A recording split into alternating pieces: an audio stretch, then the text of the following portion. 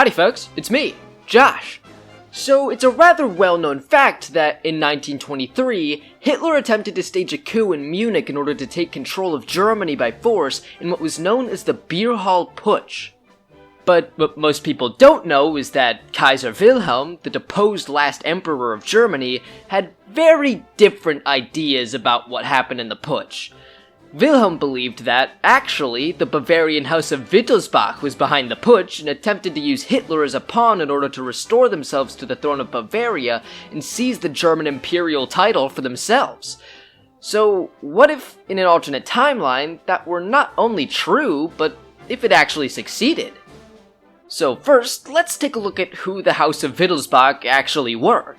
The House of Wittelsbach first came to power in 1180 and ruled over it for well over 700 years and had even held the title of Holy Roman Emperor on multiple occasions. In the year 1806, after the defeat of Austria by Napoleon, Bavaria was proclaimed as a kingdom as the Holy Roman Empire would end up collapsing.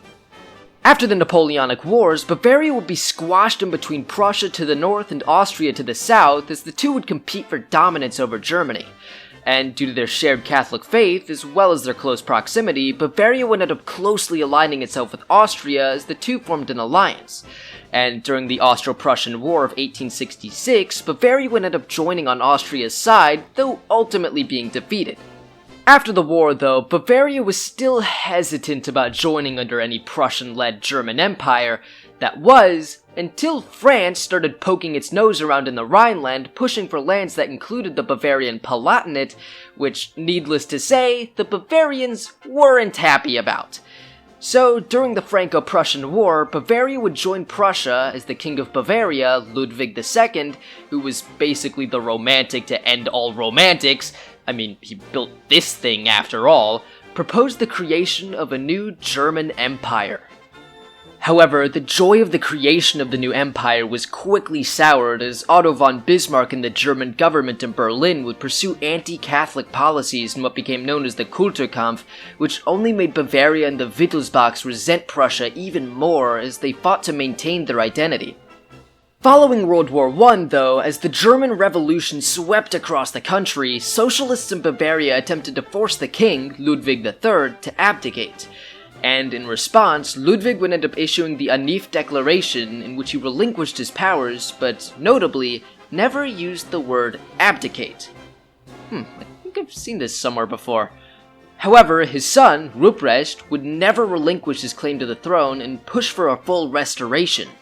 And also, fun fact, Ruprecht was also the heir to the Jacobite claim to the throne of England, which is kind of interesting. However, the socialists took this as an opportunity to proclaim the Socialist People's State of Bavaria, which was then overthrown by the communist Bavarian Soviet Republic, before being crushed by the German Freikorps. Although this period was brief, the leftist chaos that it brought about thoroughly soured the Bavarian populace on left-wing rule, as many began advocating for the restoration of the Wittelsbach monarchy. However, this also meant that a certain mustachioed man began to grow in popularity as well. In 1921, Ludwig would end up passing away, and after his funeral, many began to believe that Ruprecht would take this as an opportunity to proclaim himself as king and overthrow the state government in Bavaria. However, Ruprecht didn't really want to do this, as he didn't really want to start an open rebellion like the socialists had.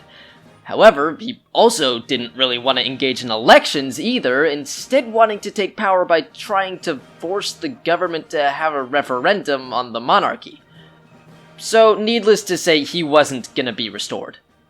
However, our mustachioed friend had no such reservations about the use of force to try to seize power. So, in 1923, Hitler would end up staging the Beer Hall Putsch, in which he attempted to gain the support of numerous powerful figures in the German government before marching on Berlin. However, the putsch would end up failing as Hitler would be arrested, though given a lenient sentence, which would only make him a national celebrity, setting the stage for his rise to power. Ruprecht, along with many South German Catholics, was firmly anti-Nazi, wanting only to see the restoration of the monarchy, though not actually making a real effort to do it, and his influence on those powerful dudes that Hitler wanted to bring over to his side was part of the reason for the putsch's failure. And after Hitler took power, Ruprecht heavily criticized the centralization of the government, which he saw as destroying the Bavarian identity. In the end, though, Ruprecht would never be restored as Germany would be defeated and conquered following the end of World War II. But after the beer hall putsch, Kaiser Wilhelm, noting Ruprecht's wishes for a restored monarchy as well as his ambitions for the imperial title, believed that, actually, the putsch was a ploy by the House of Wittelsbach in order to displace the House of Hohenzollern and take power. But although this was completely ridiculous, what if it were true? What if, in an alternate timeline, the House of Wittelsbach was behind the beer hall putsch? And to take it a step further, what if it actually succeeded? In this timeline, Ruprecht uses Hitler as a pawn to take control of Munich and proclaim the restoration of the Bavarian monarchy with himself as its king. And then, Ruprecht takes his army before marching on Berlin, overthrowing the Weimar government and proclaiming himself as the new Emperor of Germany. Not long after, Ruprecht would then be crowned as Kaiser Ruprecht I, the new Emperor of Germany, seizing the title from the House of Hohenzollern. And as he rules as both Emperor of Germany and King of Bavaria, he moves the capital from Berlin to Munich.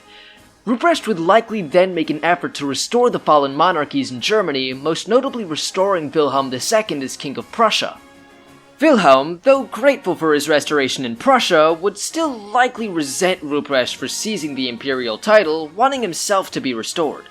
And meanwhile, without Hitler seeing widespread fame from the putsch, and with the overthrow of the Weimar government and restoration of the monarchies largely quelling most nationalists, the Nazis never rise to power, as most nationalists instead push Ruprecht to seize Germany's former territory. Ruprecht, though, not only not wanting to wage war, but also likely noting that most of the territory that was taken was from Prussia, and that if he retook that land it might embolden Prussia to try to take back the imperial title, probably wouldn't push for expansionist policies in the north. However, it is very possible that, in order to quell this nationalist sentiment, he might push for an Anschluss with Austria instead, and with Germany under South German Catholic rule, it's much more likely that Austria would join Germany, as Ruprecht pushes for a Habsburg restoration as well. The Anschluss would likely lead to mixed reactions across Europe. In France, many would be angry about the Anschluss, just as they were in our timeline, but then again, with Germany under much less aggressive Bavarian leadership, many probably wouldn't really feel all that threatened by it, and wouldn't do anything, as Ruprecht probably wouldn't push any further. But the Italians, though, would be pissed. Italy had a vested interest in Austria, and with the German annexation of it, they would likely turn much more aggressive against Germany, who, in turn, under Ruprecht, wouldn't feel as inclined to ally with them. Back in Germany, the economic situation probably still wouldn't really change all that much from our timeline, but after the enacting of the Dawes Plan, Germany would find itself much more stable. But then comes the Great Depression, which would still hit Germany hard due to their dependence on American banks. And as a result, it's very likely that communism would end up rising in popularity in Germany, possibly leading to a revolt breaking out in order to overthrow Ruprecht. However, since Ruprecht would have controlled the entire German military, and since many communists would probably be afraid to revolt after they were crushed by the Freikorps back in 1919, I don't think that this would really go anywhere, as the communists end up being crushed by monarchist forces. And after the revolt, Ruprecht would very likely clamp down on communism, banning left-wing parties, as he moves to befriend Poland as a check against the Soviets. Meanwhile, Italy would still invade Ethiopia, ostracizing them from the West, but without Germany taking as aggressive of a stance in Europe, Italy likely pursues a much more interventionist policy, probably pushing for an invasion of Yugoslavia, and even possibly of Germany into Austria. And if they actually tried to pull any of these, it's pretty clear to say that it would not go very well for them. After Italy's resounding defeat against the Allies, it's very likely that Yugoslavia would take Istria while Germany retakes South Tyrol for Austria, as Mussolini ends up being deposed, killing fascism in the rest of Europe, as no one wants to meet the same fate as Italy.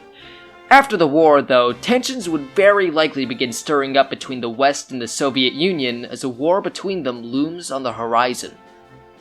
But without the devastation caused by the Second World War, Europe ends up much more stable and powerful than in our timeline. And though the US is still powerful, it doesn't emerge as the world superpower that it did due to Europe's devastation, instead remaining as a regional power as Europe isn't forced to decolonize. In the end, though, as Germany eventually recovers from the Depression and grows into a powerhouse once again, Germany, under Bavarian rule, ends up dominating the continent as Europe ends up following a much more conservative route and remaining in its powerful position in the world. So I hope you enjoyed today's video. If you did, make sure to stick around for more. And hey, you could also, maybe, subscribe or something. So that's it for today's video. Well, till next time, see ya.